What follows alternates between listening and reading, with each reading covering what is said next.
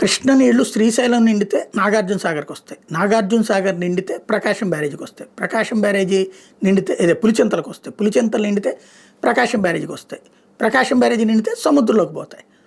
ఇప్పుడు శ్రీశైలంలో ఇన్ఫ్లో ఎక్కువ ఉంది, నాగార్జున సాగర్లో ఇన్ఫ్లో ఎక్కువ ఉంది. శ్రీశైలంలో చంద్రబాబు గారు మొన్న గేట్ల దగ్గర పూజ చేస్తే నిన్న ఉత్తమ్ కుమార్ రెడ్డి వాళ్ళు వెళ్ళి నాగార్జున సాగర్ దగ్గర పూజలు చేశారు. పులిచింతల దగ్గరికి ఇప్పుడు నీళ్ళు వచ్చినాయి, పులిచింతల గేట్లు ఎత్తారు. 3 లక్షల క్యూసెక్కుల నీళ్లు సముద్రంలోకి పారబోస్తూ ఉన్నారు. ప్రకాశం బ్యారేజ్ దగ్గర గేట్లు ఎత్తి కృష్ణానది లోపల లెక్క ఎట్లా ఉంటుందంటే 3 లక్షల నది చాలా నార్మల్, ఏ ప్రాబ్లం ఉండదు. కానీ ఆ నదంతా ఖాళీ అయిపోయిందన్న ఉద్దేశంతో నది లోపల పార్టుల్లో కంటే వాస్తవంగా అక్కడ 2 గట్లు ఉంటాయి. ఇప్పుడు ఉన్నటువంటి హైవేనే ఒక గట్టు ఒకప్పుడు, అదే కృష్ణానదికి బోర్డర్ ఒకనాడు.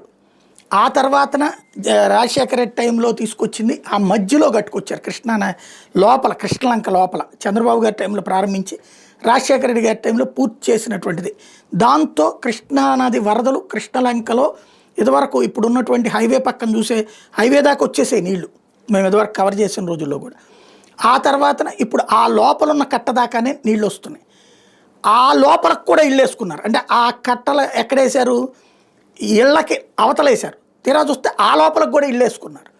అలా వేసుకున్నటువంటి ఇళ్ళకి ఇప్పుడు నీళ్లు స్టార్ట్ అవుతాయి 3 లక్షలు అంటే. ఇక ఆ పైన 5 లక్షలకు వెళ్తే అవి మునుగుతాయి, 6 లక్షలకు వెళ్తే కనుక కట్ట దగ్గర దాకా టచ్ అవుతుంది. 7 లక్షల దగ్గరకు వచ్చిందంటే కట్ట దాటి ఈ హైవేకి కృష్ణలంక మధ్యలోకి నీళ్లు రావడం స్టార్ట్ అవుతుంది.